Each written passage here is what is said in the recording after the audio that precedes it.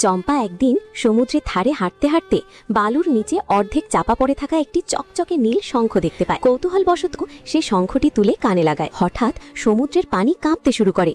শঙ্খের ভেতর থেকে এক রহস্যময়ী সমুদ্র দেবী আবির্ভূত হয়। দেবী বলে, তুমি আমাকে মুক্ত করেছো, আমি তোমাকে একটি বরদান দিলাম, আজ থেকে তুমি যা বলবে তা সত্যি হয়ে যাবে। বলে সমুদ্র দেবী চলে যায়। চম্পা পরীক্ষা করার জন্য একটি শুকনো গাছের দিকে তাকিয়ে বলে, গাছটি সবুজ হয়ে যায়। সঙ্গে সঙ্গে শুকনো গাছটিতে সবুজ পাতা গজিয়ে ওঠে। চম্পা অবাক হয়ে যায়। এরপর চম্পা তার মাটির বাড়ির দিকে তাকিয়ে বলে, আমার ঘরটা বড় হয়ে যায়। মুহূর্তেই তার ছোট কুড়ে ঘর বিশাল সুন্দর বাড়িতে পরিণত হয়। চম্পা আনন্দে হাসতে থাকে। এই দেখে চম্পার স্বামী চম্পাকে বলে, এগুলো কি করছো তুমি? তখন চম্পা রেগে বলে ওঠে, চুপ করো তুমি। মুহূর্তেই তার স্বামী স্থির হয়ে যায়। কথা বলা বন্ধ, মুখ জমে যায় পাথরের মতো। চম্পা আতঙ্কিত হয়ে পড়ে। সে আবার বলে, সব ঠিক হয়ে যাক, কিন্তু কিছুই হয় না। চম্পা কান্নায় ভেঙে পড়ে এবং সমুদ্রের ভারে গিয়ে শঙ্খদেবীকে কাঁদতে কাঁদতে বলে। তখন শঙ্খদেবী বলে, তুমি বেশি লোভ করতে গেছিলে, তাই এরকম হয়েছে। চম্পা কাঁদতে কাঁদতে ক্ষমা চায়। তখন শঙ্খদেবী বলে,